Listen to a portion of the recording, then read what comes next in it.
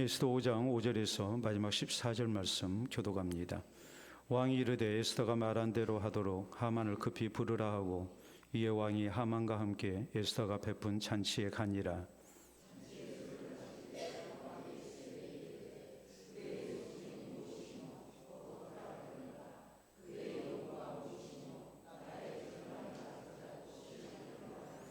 에스더가 대답하여 이르되 나의 소청 나의 요구가 이러하니이다.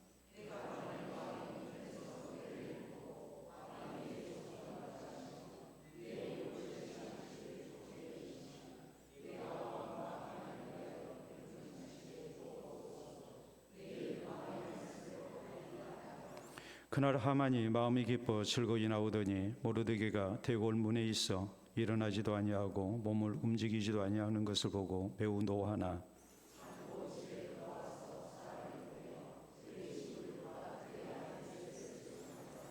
자기의 큰 영광과 자녀가 많은 것과 왕이 자기를 들어 왕의 모든 지방관이나 신하들보다 높인 것을 다 말하고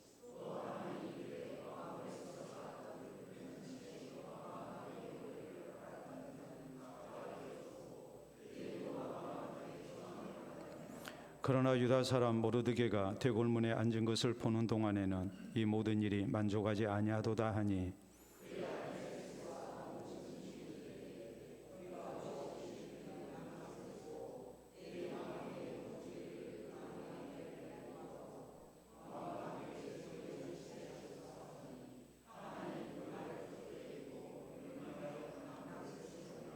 아멘.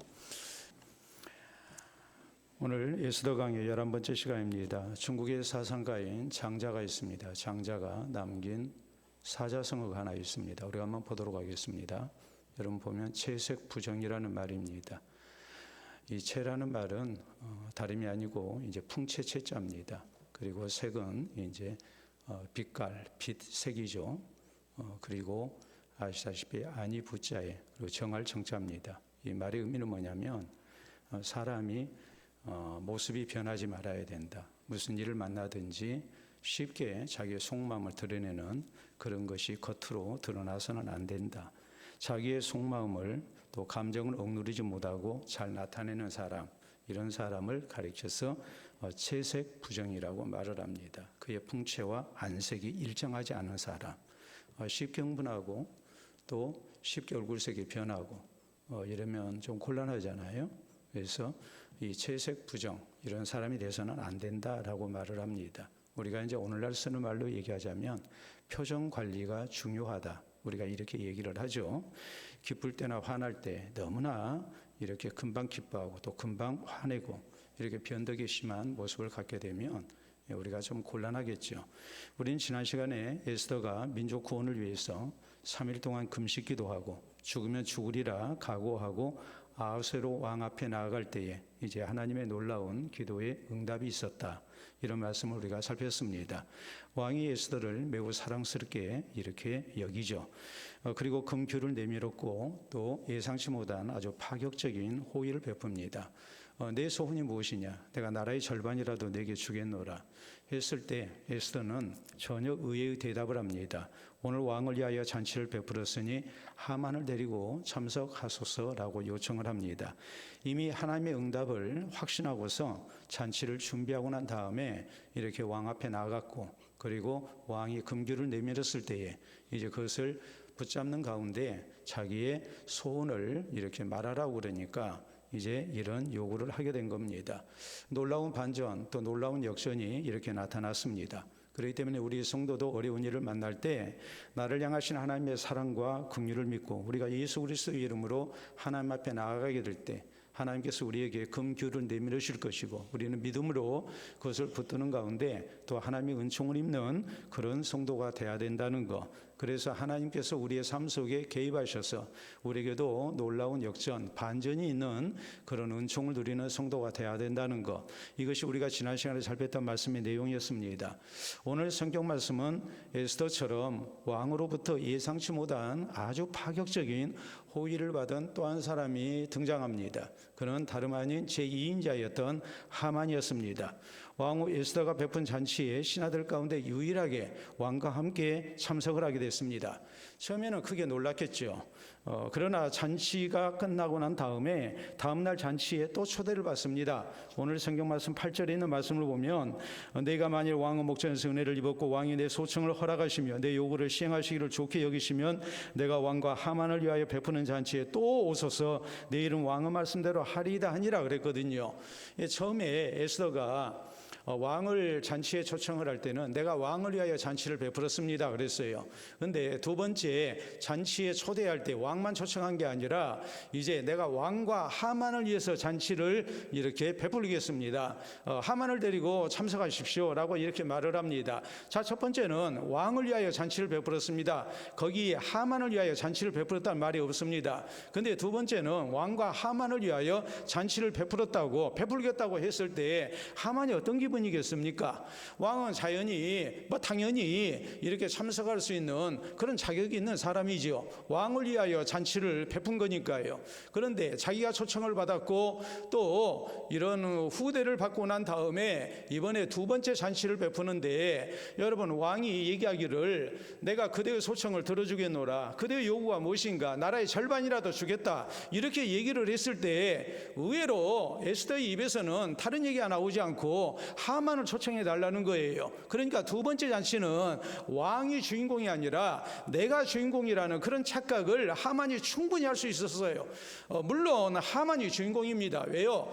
이 잔치를 통해서 하만의 음모를 이렇게 폭로하고 그래서 하나님의 놀라운 구원을 덧입기 위한 기회를 붙들기 위해서 지금 에스더가 깊은 뜻 가운데 잔치를 이렇게 베푼 거 아닙니까? 그러니까 주인공은 하만이지만 하만은 그런 생각을 전혀 하지 못하고 내가 왕비로부터 굉장한 호의를 받게 됐다. 이것은 내가 왕을 가까이서 보필하고 내가 이 나라를 바로 이끄니까 왕후도 나에게 고마운 마음을 가지고 나를 위하여 잔치를 베푸는 거 아니겠느냐, 이런 생각을 할 수밖에 없었던 것입니다. 자, 에스더도 왕에게 크게 이렇게 호의를 받았습니다. 하만도 큰 호의를 입게 됐습니다. 똑같이 왕의 파격적인 호의를 받았지만 표정 관리는 서로 간에 너무나도 반대였습니다. 에스더는 조금도 흔들림이 없었죠. 그리고 첫 번째 잔치에 이 왕을 모실 때나 두 번째 이제 왕을 모시게 되는 그런 기회를 얻게 됐을 때나, 더구나 왕이 얘기하기를 나라의 절반이라도 주겠다고 그러는데 그런 얘기를 하지 않고 전혀 얼굴에 내색을 하지 않으면서 내가 다른 소원 없습니다, 내가 왕과 하만을 위하여 잔치를 베풀겠으니 거기에 참석해 주시면 좋겠습니다 라고 이렇게 얘기하면서 왕으로 하여금 전혀 이 왕비가 무슨 생각을 무슨 소원을 갖고 있는지 눈치채지 못하도록 표정 관리를 한 거예요. 그 목소리도 떨리지 아니합니다. 전혀 흔들림이 없었습니다. 그런데 하만은 그리하지를 못했습니다. 그리고 결국 이 두 사람, 한 사람은 표정 관리가 잘 됐고 한 사람은 표정 관리가 안 됐습니다. 채색 부정이 된 겁니다. 그래서 결국에 이것이 두 사람의 운명을 완전히 갈라놓고 말았다. 이것이 오늘 성경 말씀, 또 우리가 다음에 살필 말씀을 통해서 드러나는 내용들이거든요. 자, 그렇기 때문에 이 사건을 통해서 우리가 깨달아야 할 교훈이 뭐겠습니까? 우리는 첫째로 에스더의 처신에 대해서 우리가 말씀을 생각해야 됩니다. 자, 5절 이하에 있는 말씀 보도록 합니다. 왕이 이르되 에스더가 말한 대로 하도록 하만을 급히 부르라 하고, 이에 왕이 하만과 함께 에스더가 베푼 잔치에 가니라. 잔치 후 술을 마실 때에 왕이 에스더에게 이르되 그대의 소청이 무엇이뇨? 곧 허락하겠노라. 그대의 요구가 무엇이뇨? 나라의 절반이라도 할지라도 시행하겠노라 하니, 에스더가 대답하여 이르되 나의 소청 나의 요구가 이러하니이다. 내가 만일 왕의 목전에서 은혜를 입었고 왕이 내 소청을 허락하시며 내 요구를 시행하시기를 좋게 여기시면 내가 왕과 하만을 위하여 베푸는 잔치에 또 오소서 내 이름 왕의 말씀대로 하리이다 하니라라고 이렇게 이제 말씀이 기록이 됩니다. 즉시로 자기의 요구를, 소청을 왕에게 얘기하지 않습니다. 두 번이나 뒤로 연기를 하죠. 만약에 에스더가 내가 3일 동안 금식하고 기도했더니 하나님께서 이렇게 응답하셨구나 생각하고 그 자리에서 실은 내가 유다 민족인데 우리 민족이 이렇게 죽임을 당하게 됐습니다 하면서 눈물 질질 짜면서 왕에게 이렇게 만약에 자기의 소원을 얘기를 했다면 아하스웨로 왕의 입장에서 얼마나 크게 충격을 받고 또 여기에 대해서 아하스웨로 왕이 어떤 대답을 할지 그건 어느 누구도 짐작할 수 없는 부분이란 말이에요. 거기에다가 하만이 분명히 이 일에 대해서 방해를 하게 될 거예요. 그렇기 때문에 에스더는 아무 얘기하지 아니한 거예요. 그리고서 이제 에스더는 또 잔치를 배설한 가운데 가장 적절한 기회를 타서 말할 계획을 세운 거예요. 그래서 왕으로 하여금 먼저 궁금증을 갖게 합니다. 그대의 소청이 무엇이냐? 우리가 7장 2절에 있는 말씀을 보면 이제 이 아하스웨로 왕이 또 한 번 묻죠. 거기 보면 왕이 둘째 날 잔치에 술을 마실 때 다시 에스더에게 물어 이르되 왕후 에스더여 그대의 소청이 무엇이냐 곧 허락하겠노라. 그대의 요구가 무엇이냐 곧 나라의 절반이라 할지라도 시행하겠노라 라고 이렇게 다시 또 묻잖아요. 두 번이나 계속 물었고 자기가 약속을 했기 때문에 에스더의 요청에 대해서는 이제는 무조건 들어줘야 하는 상황이 됐어요. 여러분, 이 아하스웨로 왕이 유다인들을 멸절시키기 위한 하만의 이런 음모 속에 왕이 조서를 반포를 했고 이 왕의 조서는 한번 반포가 되면 변개할 수가 없는 그런 왕의 조서입니다. 그런데 이것을 결정적으로 바꿀 수 있는 기회는 어떻게 해서 주어졌을까요? 에스더가 조금도 표정 변하지 않고 아주 차분하게 절신한 가운데 계획대로 이렇게 아하스웨로 왕으로 하여금 조급증을 갖게 하고 그리고 이 성미급한 왕이 이제 두 번이나 약속하기 위해서 왕이 절대로 자기가 약속한 것을 취소하지 못하도록 여러분 왕의 조서는 거기에 인장을 찍었습니다. 그러니까 이건 변개할 수 없습니다. 그런데 왕이 술 먹고 하는 얘기는 얼마든지 바꿀 수 있단 말이에요. 내가 그거 술 먹고 그냥 실수로 나온 말이다 이럴 수 있잖아요. 그런데 두 번이나 얘기를 하기 위해서 왕이 자기가 입으로 내놓은 말을 바꿀 수 없게끔 이렇게 만들어 버린 거예요. 여기서 우리가 에스더의 뛰어난 지혜를 알 수가 있습니다. 하만의 지혜보다도 에스더의 지혜가 더 뛰어났습니다. 그래서 결국 여기에서 역전이 일어나게 된 거란 말이에요. 그러니까 우리가 지혜라는 것이 얼마나 소중한가 이것을 깨닫고 지혜롭게 행동을 해야 돼요. 여러분, 우리 예수님께서 제자들 전도행 보내시면서 마태복음 10장에 보면 내가 너희를 보내며 양을 이리 가운데 보낸가 같도다. 그러므로 너희는 뱀같이 지혜롭고 비둘기같이 순결해라. 뱀같이 지혜로라고 말씀하시거든요. 여러분, 사도행전 6장에 있는 말씀을 보면 또 그렇잖아요. 초대 예루살렘 교회가 열심으로 모였고 또 유무상통하면서 서로 사랑하고 섬기고 교회가 사도들이 열심으로 구제하고 그러면 교회가 평안하고 예수 그리스도의 이웃사랑을 실천하고 그리고 더 부흥될 줄 알았어요. 그런데 소수파인 헬라파 유대인 과부들이 매일 구제해서 자꾸 누락이 되고 빠지고 하니까 이것이 어떤 고의성을 가진 거 아니냐 해가지고 우리가 무시당하고 있다 이래가지고 교회에 큰 불만거리가 되죠. 결국 이것이 지혜롭지 못한 것을 깨닫고 베드로 사도가 제안을 합니다. 그게 뭐였습니까? 너희 가운데 집사님 7사람을 선출하도록 해라. 그런데 거기 보면 그 조건이 뭐였습니까? 거기 보면 너희 가운데 성령과 지혜가 충만하여 칭찬 듣는 사람 7을 택하라였거든요. 하나님의 일은 성령이 충만해야 돼요. 또 하나님의 일은 성령만 충만해서는 안 돼요. 지혜가 있어야 돼요. 사도들이 성령이 충만했습니다. 오순절 성령 강림의 사건을 통해서 성령이 충만했습니다. 죽음도 두려워하지 않습니다. 매 맞는 것도 감사하게 여깁니다. 그런데 문제는 지혜가 부족했어요. 구제는 그렇게 하면 안 돼요. 그래서 결국 그것을 인정하는 겁니다. 그리고 너희 가운데 성령과 지혜가 충만한 사람 7을 택하라. 한두 명한테 맡긴 게 아니고 7명을 택하라고 그랬어요. 다른 사람, 여러 사람이 지혜를 모아서 해결을 하게 한 겁니다. 그리고 뭡니까? 검증된 일꾼, 성령과 지혜가 충만하여 칭찬 듣는 사람 7을 택하라고 그럽니다. 그래서 집사님들께 이 구제하는 일, 봉사하는 일을 맡기고 자기들은 말씀과 기도하는 일에 전념한다고 했습니다. 그리고 그 결과는 뭐라고 나옵니까? 하나님의 말씀이 더 왕성해졌고 이로 인해서 허다한 제사장의 무리들까지 개종하는 역사가 있었다. 교회가 더 부흥됐다. 성경은 이렇게 말씀하지 않습니까? 지혜가 우리에게 있어야 된단 말이에요. 솔로몬이 일천이생번제를 드리고 하나님의 지혜를 구했던 거 우리가 잘 알지 않습니까? 여러분, 모세가 애굽의 왕자로서 왕이 서예를 놓고 볼 때 차기 바로가 될 수 있는 그런 자격을 갖추고 있는 사람인데 자기 동족을 구하기 위해서 애국 병사를 때려 죽여버립니다. 좀 지혜로운 사람 같았으면 뭐 했겠어요? 기다렸겠죠. 그리고 민족을 구원하겠죠. 이게 모세의 어리석음이었거든요. 여러분, 우리가 쓰는 말 가운데 그렇잖아요. 미련이 먼저 나고 뭐가 나중 납니까? 설기가 나중 난다고 하지 않습니까? 제 얘기를 하나 하려 합니다. 제가 미련한 일을 행했기 때문에요. 예? 제가 은퇴를 앞두고 설교를 미리 준비를 해요. 제가 그렇게 하는 이유는 제가 모셨던 목사님이 연세가 63세셨는데 그 당시에 발음이 어눌하시고 또 자꾸 까먹고, 내가 그걸 보면서 내가 좀이라도 젊었을 때 책 열심히 읽고 기도하고 말씀 준비하고 해야 되겠다. 미리 준비를 해야 되겠다. 그렇게 결심을 하고 이제 설교를 미리미리 이렇게 준비를 했습니다. 제가 했습니다라고 얘기를 해도 되는 상황이 됐으니까 했습니다라고 이제 말씀을 드리는 겁니다. 내가 나이를 한 살이라도 더 먹으면 참 힘들 텐데 체력도 딸리고 지력도 딸리고 또 영역도 아무래도 쇠퇴하게 될 거고 미리미리 좀 준비를 해야 되겠다. 이렇게 생각을 하고 이제 한 겁니다. 근데 실제적으로 제가 1년 일찍 은퇴를 하거든요. 여러분이 좀 그거 알아주셨으면 좋겠어요. 근데 제가 어제 새벽 예배 다녀와서 6시 반부터 11시 반까지 제가 아침도 안 먹고 설교 준비를 했어요.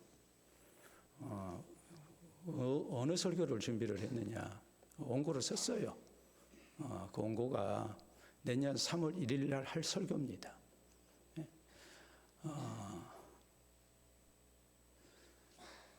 그 설교를 딴 때보다도 제가 이제 그 수기를 하기 때문에 일일이 제가 글씨를 쓰거든요.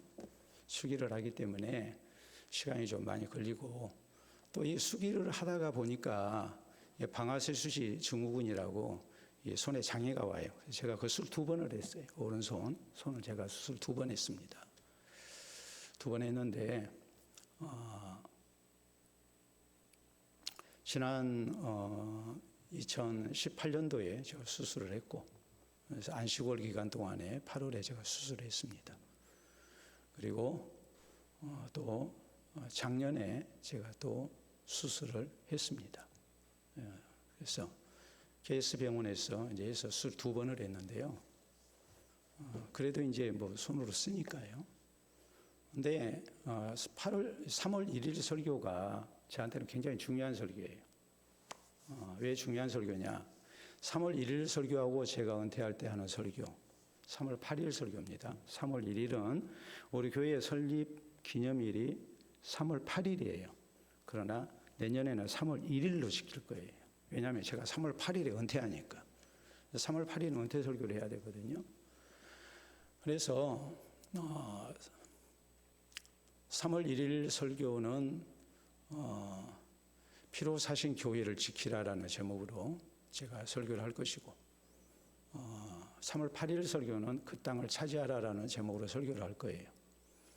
근데 제가 은퇴하고 나면 후임 목사님 중심으로 해서 교회가 되어져야 하기 때문에 유튜브에 올려있는 설교를 제가 다 내리라고 그랬어요. 제 후임 목사님께도 이미 말씀을 다 드려놨어요. 다 설교 내리도록 하고 대신 3월 1일 설교와 3월 8일 설교는 남기라고 그랬어요. 이건 내리지 마라. 이것은 우리 성도들이 자주로 좀 말씀을 대하고 좀 새겼으면 좋겠다. 왜요? 제가 마지막으로 부탁하는 설교니까. 3월 8일 설교는 후임 목사님 중심으로 해서 우리가 하나님을 향한 우리 교회를 통해 이루실 하나님의 비전을 향해서 나아가기를 부탁한다는 그런 설교입니다. 이 두 설교는 꼭 여러분이 기억하시고 또 이 원칙에 의해서 교회를 지켜나가셔야 됩니다. 제가 간곡히 부탁하는 내용이에요. 어제 3월 1일 설교를 새벽 예배에 다녀와서 아침도 안 먹고 제가 11시 반까지 썼어요. 딴 때보다도 더 많이 썼습니다. 더 오래 썼어요. 그리고 이제 12시에 구역 식사를 이렇게 이제 하게 됐는데, 한 권사님이 저를 보고 그래요. 목사님이 벌써 나이가 그렇게 됐다니. 지금 이 자리에 계세요? 계속 그러시는 거예요. 그래가지고 한 살 덧붙이는 거예요, 우리 나이로. 그래서 내가, 아니 권사님 저 그 나이 아닙니다. 왜 한 살 덧붙이세요? 6학년하고 7학년하고 다른데 왜 저를 그렇게 하세요? 제가 이제 그랬거든요. 목사님이 그렇게 연세가 드신 것이 이해가 안 된다는 거예요. 예? 그러시더니 또 슬그머니, 내가 벌써 이렇게 나이 먹었다니 또 그렇게 이제 돌아가요, 이야기가. 예? 근데 제가 오늘 설교를 하면서, 한 명의 설교를 하면서 그런 얘기를 했습니다. 예? 아니 다른 사람 아닌 세조를 얘기를 하면서 태종을 생각을 한 거예요. 그래가지고 세종대왕이 이제 이렇게 세조의 아들인 것처럼 제가 얘기를 했어요. 큰 실수를 한 거죠. 그렇게 준비하고 신경을 써서 했어도, 제가 지금 설교 준비 다 끝났어요. 저녁 설교도 다 끝났고, 이거 끝나고 난 다음에 이제 로마서 50강을 할 거예요. 주일 낮 설교는 이제 몇 개 남았어요? 하나 남았어요. 하나. 제 머릿속에는 다 있어요. 제가 어제 아내에게 그런 얘기를 했습니다. 내년 3월 1일에 설교 이렇게 딱 원고를 쓰고 나니까 기분이 묘하다고 그랬어요. 모르겠어요. 제 아내가 제 마음을 이해를 하는지는 모르겠습니다만, 근데요, 제가 오늘 두 가지 실수를 했거든요. 하나는 우리 정영용 목사님께서 중환자실에 계시다가 일반 병실로 옮겼다는 것을 퇴원하셨다고 제가 광고를 했습니다. 그랬더니 아내가, 당신 왜 그러냐고 그래요, 나한테. 그 말 끝나자마자 우리 이기율 장로님이 더 선합니다고. 목사님, 장로님 하실래요? 하나님가 세종 거기 잘못됐습니다 하면서 얘기를 해요. 그래서 참 얼마나 부끄럽든지요. 여러분 미리 기도하고 준비하고 해도 그렇잖아요. 목사님 벌써 그 나이가 되셨어요 했는데도 그러잖아요. 슬기가 먼저 나면 좋은데 사람이라는 게 이렇게 미련이 먼저 나요. 스포츠 목사님은 그랬어요. 지식과 지혜의 차이를 어떻게 구분했느냐. 지식은 수평적인 거다. 우리가 노력해서 얻을 수 있는 거다. 그러나 지혜는 수직적인 거다. 하나님이 주셔야 얻는 거다 그랬어요. 우리가 공부 열심히 하고 경험 쌓고 준비하고 해도 그건 한정이 있는 거예요. 저처럼 이렇게 우매한 짓을 저지르는 거예요. 그러나 하나님이 주시는 지혜가 있어야 우리가 에스더처럼 그 어떤 상황에서도 우리가 흔들림이 없이 가장 지혜로운 결정을 하고 선택을 하는 거예요. 그러니까 우리에게 공부하는 자식들에게만 지혜가 필요한 게 아닙니다. 우리가 세상을 살면서 하나님의 지혜를 많이 구해야 돼요. 그 지혜 속에 우리가 실수하지 않고 하나님이 기뻐하신 뜻을 찾아서 우리가 하나님 앞에 합당하게 사는 것이 얼마나 소중한가를 우리가 생각해야 됩니다. 에스더의 처신을 통해서 에스더라는 여인이 얼마나 지혜로운 사람이었는가. 3일 밤낮을 금식하고 물도 마시지 않고 금식했을 때 하나님께서 놀라운 은혜를 주셨음을 알고 우리가 하나님 앞에 늘 겸손함 속에 기도하며 하나님의 지혜를 얻어서 우리가 후회함이 없는 삶을 사는 성도가 될 수 있기를 바랍니다. 두 번째 우리가 생각할 것이 있습니다. 그것은 다름이 아니라 하만의 처신이에요. 하만은 반대로 표정 관리가 안 됐죠. 자, 9절에 있는 말씀 보도록 합니다. 그날 하만이 마음이 기뻐 즐거이 나오더니 모르드게가 대궐문에 있어 일어나지도 아니하고 몸을 움직이도 아니하는 것을 보고 매우 노하나 그랬거든요. 마음이 기뻐서 즐거이 나왔다. 얼굴 표정이 벌써 바뀌었죠. 그의 몸짓이 발걸음이 바뀐 겁니다. 이게 다 드러날 정도가 됐다는 말이에요. 집에 돌아가지고 10절에 있는 말씀을 보면 참고 집에 돌아와서 사람을 보내어 그 친구들과 그의 아내 세레스를 청하여 자기의 큰 영광과 자녀가 많은 것과 왕이 자기를 들어 왕의 모든 지방관이나 신하들보다 높인 것을 다 말하고 또 하만이 이르되 왕후 에스더가 그 베푼 잔치에 왕과 함께 오기를 허락받은 자는 나밖에 없었고 내일도 왕과 함께 청함을 받았느니라 라고 이렇게 말을 하죠. 여러분, 이 하만의 모습을 보면 자기의 모든 것을 다 자랑해요. 계속 이어지는 말씀 보면 하만은 내일 일까지 자기가 죽을 줄도 모르고 내일 있을 일까지 지금 아주 그냥 기분이 좋아가지고 막 얘기를 하는 거예요. 이걸 보면 하만이라는 사람이 얼마나 교만한 사람인가라는 것을 알 수 있죠. 사람 일이라는 것이 어떻게 바뀔지 모르잖아요. 더구나 왕을 가까이서 모셨던 아하스웨로 왕입니다. 자기가 가까이 모신 아하스웨로 왕이에요. 아하스웨로 왕의 특징은 변덕이 심한 사람이에요. 더구나 왕후가 지금 이렇게 초청을 했습니다. 그러면 왕이 이걸 취소시킬 수도 있거든요. 아니, 생각을 해보세요. 처음에는 왕비가 얘기하기를 내가 왕을 위하여 잔치를 배설했습니다. 그래서 소청이 무엇이뇨? 내가 나라의 절반이라도 주겠노라 했더니 소청이라는 것이 겨우 하는 얘기야. 내일도 내가 잔치를 베풀겠으니 왕과 하만을 위하여 잔치를 베풀겠으니 하만을 데리고 오십시오. 그랬거든요. 그러면 남편 되신 분들 기분 좋겠습니까? 안 좋겠습니까? 빨리 얘기합시다. 기분 좋겠어요? 안 좋겠어요? 아니, 남편 되신 분들 왜 입 다물고 아무 얘기 안 하십니까? 아니, 아내가 얘기하기를 처음에는 내가 당신을 위해서 잔치를 베풀었다고 그러더니 하만이라는 사람을 끌어들이고 그 다음에는 또 하는 얘기가 왕과 하만을 위해서 잔치를 베풀겠습니다. 아니, 나라의 절반이라도 주겠다는데 그 얘기는 안 하고 하만을 데리고 오라니까 이것들이 둘이 무슨 관계야? 그럴 수도 있잖아요. 그런데 하만이 그런 생각은 전혀 하지 않고 내일 일까지 그냥 다 얘기하는 거예요. 내일은 실제적으로 뭐 하는 날이에요? 자기 죽을 날이에요. 하만이 얼마나 교만했는가라는 것을 알 수 있죠. 여러분, 형통할 때 교만해서는 안 돼요. 우시아 왕이 하나님 잘 섬기고 하나님의 귀한 도우심을 힘입어서 나라가 부강해졌습니다. 사람이 교만해지죠. 나는 보통 왕과 다르다. 나는 제사장이 할 수 있는 일도 할 수 있다. 성전에 들어가서 분향하는 일을 자기가 하겠다고 덤빕니다. 결국 그는 어찌 됩니까? 하나님이 나병으로 치셨고 왕궁에서 쫓겨나서 비참하게 죽을 때까지 나병 환자로 살다 죽었습니다. 교만하다가 몰락한 거예요. 다윗이라는 사람이 얼마나 겸손합니까? 골리앗을 죽이고 난 다음에 사람들이 노래하기를 사울이 죽인 자는 천천히요 다윗이 죽인 자는 만만히로다 그랬어요. 그러니까 사울 왕이 기분이 안 좋아요. 저가 얻을 것이 나라밖에 더 있겠느냐. 그리고 다윗을 경쟁자로 생각하고 다윗을 어떻게든 죽이려고 생각을 합니다. 그리고 자기 사위를 삼겠다고 그러죠. 거기에 음모가 있었단 말이에요. 옆에 신하들이 시켜서 꼬드겨요. 그때 다윗이 뭐라고 그럽니까?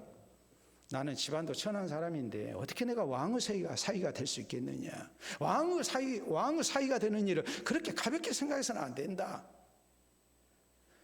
그리고서 자기를 계속 낮추죠. 그래서 결국에 사울왕의 음모에 휘말리지 않습니다. 자기를 지키게 돼요. 우리 예수님께서 예루살렘 성에 들어오실 때 나귀 새끼를 타고 오셨습니다. 성경의 예언을 응하게 하기 위해서 그러셨지만 또 한편으로 생각하면 우리 주님은 온유하고 겸손하신 분이었습니다. 마지막 순간까지 그렇게 사신 거예요. 그러니까 십자가를 지시는 거예요.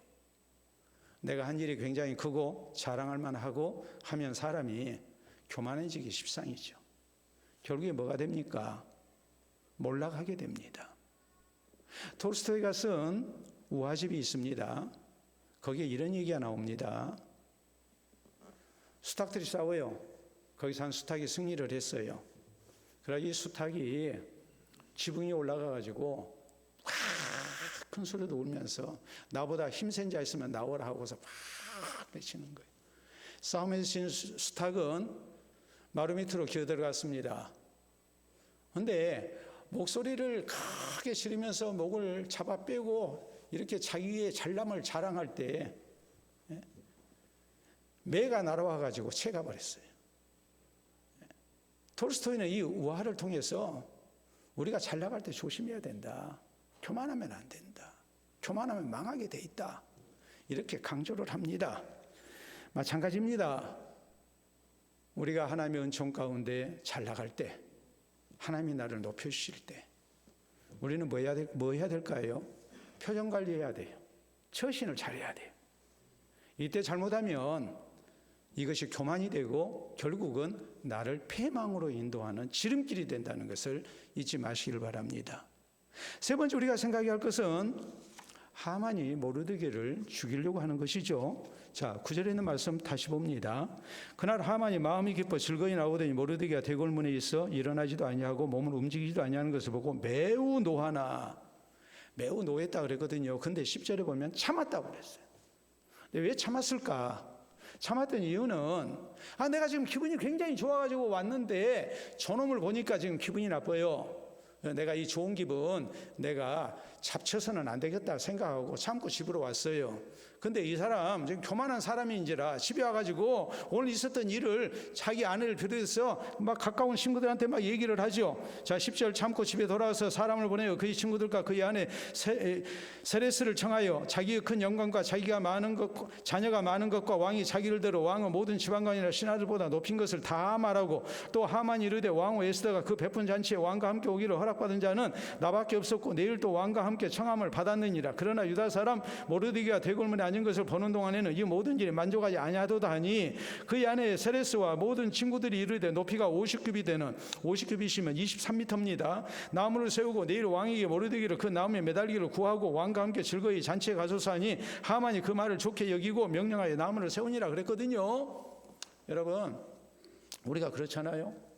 내가 기분이 좋으면 좀 굳은 일이 있더라도 하만처럼 처음에는 참겠죠.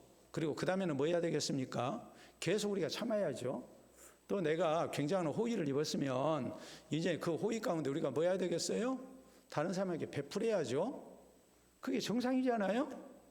지금 하만이 참았어요. 그 다음에 가까운 사람들 다 불러 모았어요.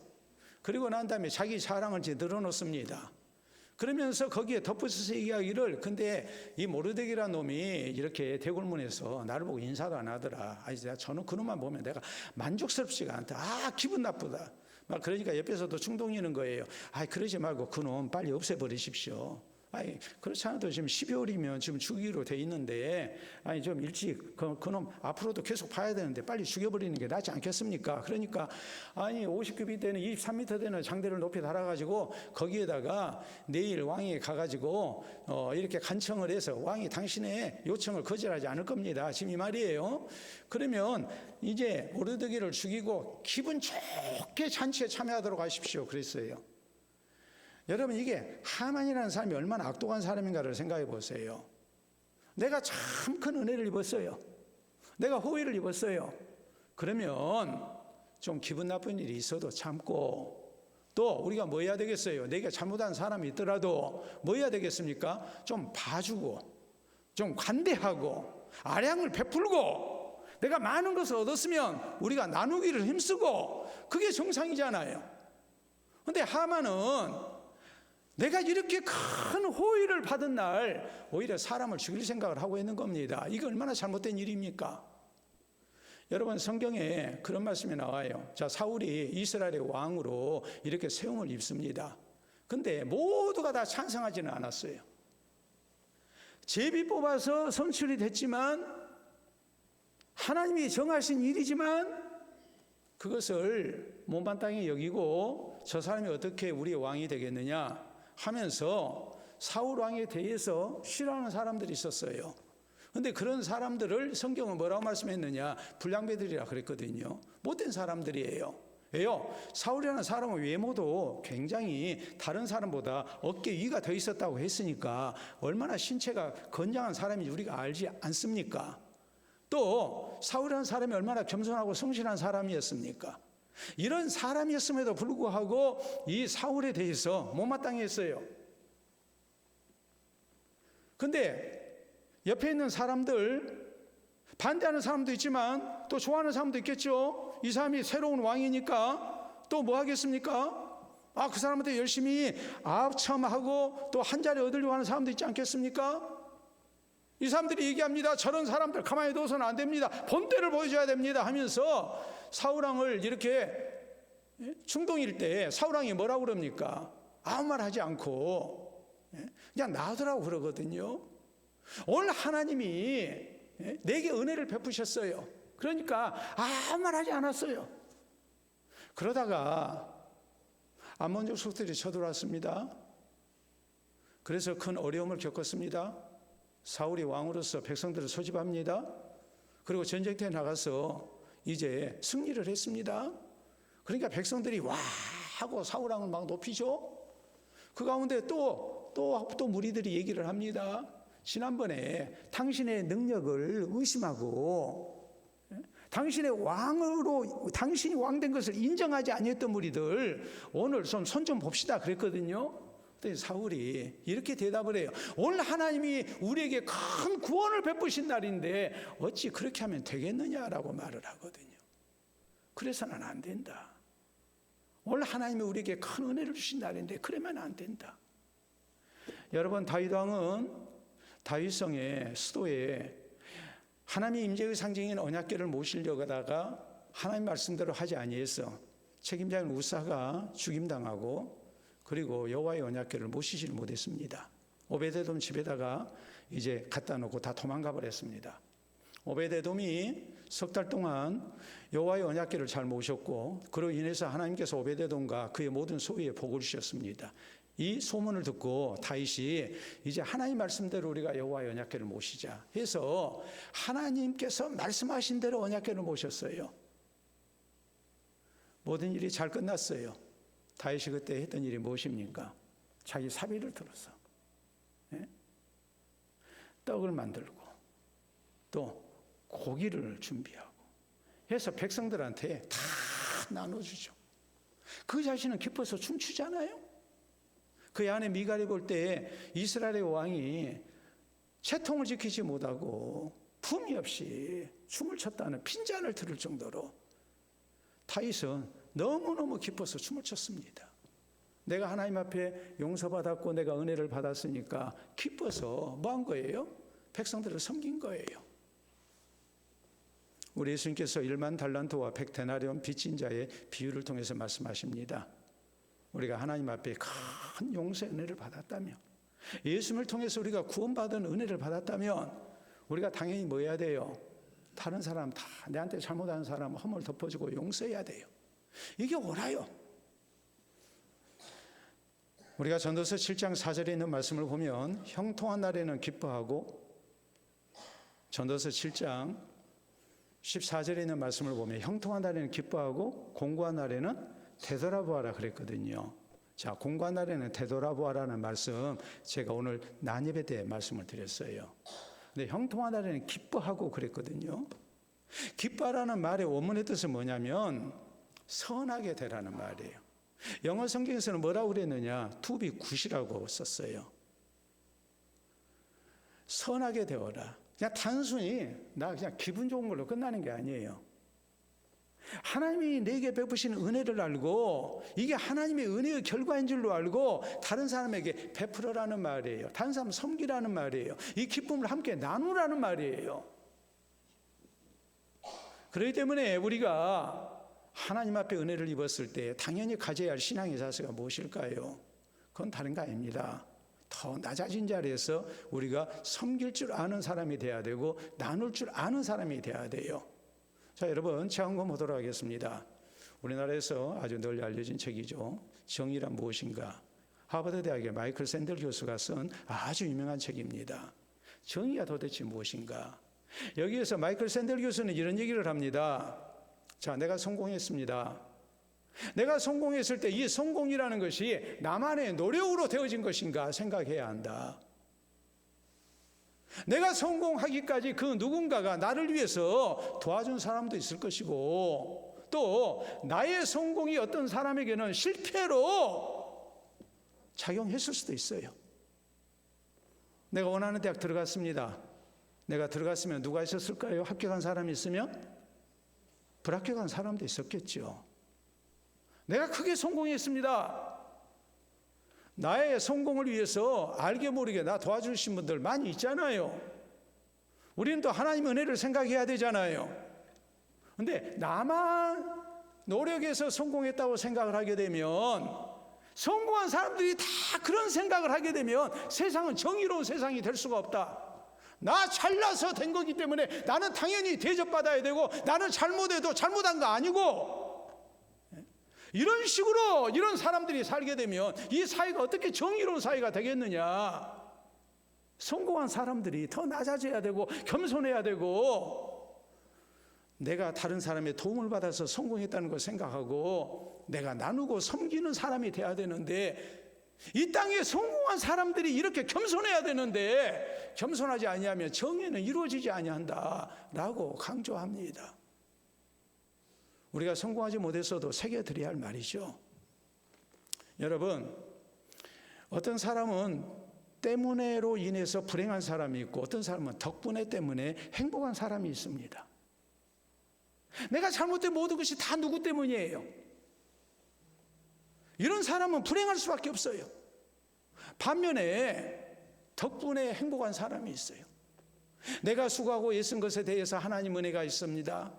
나를 위해서 도와준 사람이 있습니다. 누구 덕분에 내가 지금 평안한 삶을 살고 있는 겁니다. 내가 이 성공을 거둔 겁니다. 내가 이것을 얻었습니다. 그걸 알고 우리가 뭐 해야 됩니까? 베풀어야 됩니다. 나눠야 됩니다. 우리가 섬겨야 됩니다. 우리가 낮아져야 됩니다. 그럴 때 우리가 함께 행복한 하나님의 백성들이 될 수 있다는 것을 잊지 마시기를 바랍니다. 자, 여러분이 한 번쯤 들었을 얘기예요. 로또 복권 1등 당첨됐습니다. 그러면 어떻게 출신을 해야 할까요? 로또 복권 1등에 당첨이 됐어요. 어떻게 해야 할까요? 하만처럼 막 떠들어야 될까요? 비밀로 붙여라. 누구한테도 비밀로 붙여라. 아내에게도 비밀로 붙여라. 남편에게도 비밀로 붙여라. 그 다음에 두 번째는 뭘까요? 비밀로 붙이고, 두 번째는 돈을 빨리 수령을 해라. 세 번째는 직장에 사표를 내라. 네 번째는 해외로 도망가라.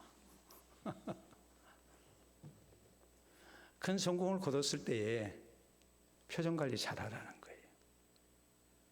제가 채색부정이라는 말을 했습니다. 좀 좋은 일 만나니까 금방 흥분하고 좋아서 어쩔 줄 모르고, 그러다가 실패하는 사람들이 참 많아요. 하만이 그랬어요. 반대로 에스더는 하나님 앞에 기도하고 하나님의 응답이 나타날 때, 그때에도 에스더는 자기 표정을 잘 관리했고 자기 처신을 잘했습니다. 지혜롭게 행했습니다. 그래서 더 큰 하나님의 복을 허락을 받습니다. 궁극적인 뜻을 이룹니다. 오늘 우리가 세상을 살면서 우리가 표정 관리 잘 해야 됩니다. 특별히 이런 일을 통해서 우리가 깊이 깨우쳐야 할 사실이 무엇이겠습니까? 하나님의 지혜가 필요하다는 거 우리가 알아야 돼요. 또 우리는 잘 될 때 교만해서는 안 돼요.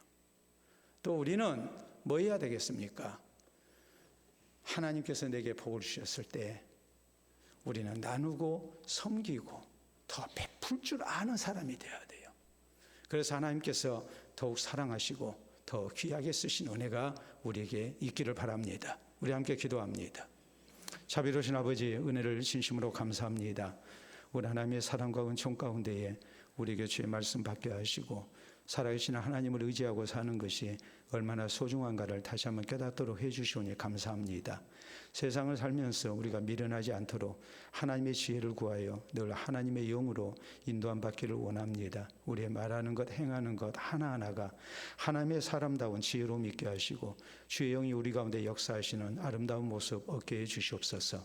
그래서 주께서 우리에게 선한 형편 주시고 우리 모든 수고의 아름다운 열매 주셨을 때에 더욱 낮아진 자리에서 겸손하게 하시고 하나님께 영광을 돌려드리게 하시고 주위 사람들에게 감사하며 베풀며 나누며 섬기는 그리스도인으로 살게 하여 주시옵소서.